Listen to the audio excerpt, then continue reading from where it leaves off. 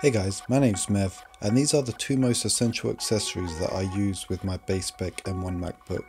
They are so essential to me because, as someone who uses the M1 MacBook Air for creative purposes, these accessories help me speed up my workflow and even let me push the boundaries of what the M1 MacBook Air can do.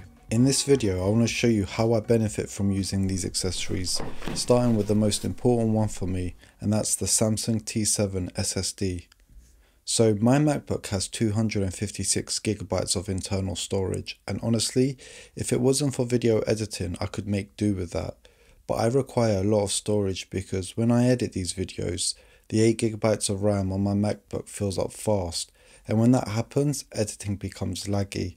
So to help with this, the editing software I use has an option to render clips it's struggling with so that it can improve the playback performance. And that's great because it makes my editing experience nice and smooth with just 8GB of RAM. But the downside to this is that it takes a ton of storage because in my case, I use a lot of effects on the video clips, so it's constantly needing to render them in order to play them back smoothly. And the same goes for the motion graphics I do for these videos. The program renders it in the background so that it can play them back to me smoothly. These two programs can generate up to 100GB of these background renders, and that's not including all the video clips and final 3D files I use for these videos.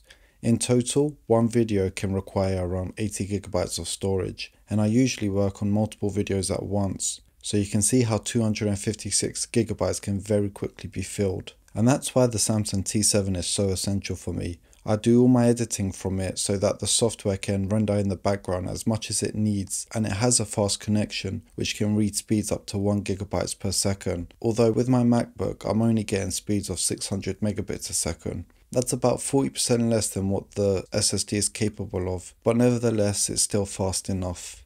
Another benefit of the T7 SSD is that it's cheaper than if I would have upgraded my MacBook with 2TB of internal storage. Although, one thing to note is that the internal storage on the MacBook itself is faster than using the external SSD, but that comes with a price.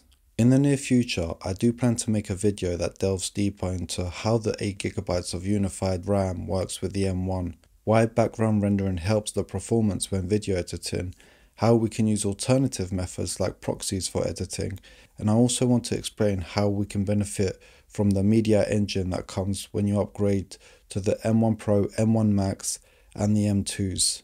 I'm a visual learner myself, so I'll be using motion graphics to hopefully help you better understand what I'm explaining. If this is something you'd like me to make, let me know by liking or replying to my pinned comment below. The other essential accessory for me is the new MX Master mouse. I've only recently purchased it, but I can't stop using it. I've never really used a mouse with more than 2 buttons before, but it's really grown on me as it's helping me speed up my productivity. So when it comes to video editing, I use these 2 buttons next to the thumb for zooming in and out of the timeline. I use the side scroll wheel to navigate the timeline, and there's a button where the thumb rests which I can use to launch mission control so I can swiftly jump between apps. All these buttons are programmable so you can assign unique functionality per application. So for example, when I'm using Google Chrome, the buttons next to my thumb let me go forward and backwards between web pages, and the scroll wheel lets me flick between different tabs. In terms of comfortability, it feels really good in the hands, especially because my hands are quite big. I like that my entire palm can rest on it, and there's a place for my thumb to rest on too, which is great because when I move the mouse, my thumb isn't just sliding on the desk pad.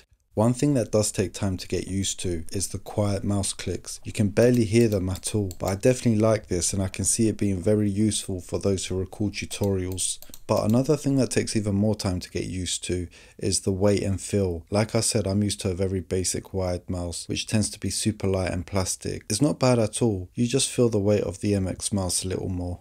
Overall, it's a good mouse that is worth considering for productivity, and as you can see, I'm able to work much more effectively with these two accessories, and I'd highly recommend them for anyone who's struggling for storage and wants to push their editing performance on the base spec M1 MacBook.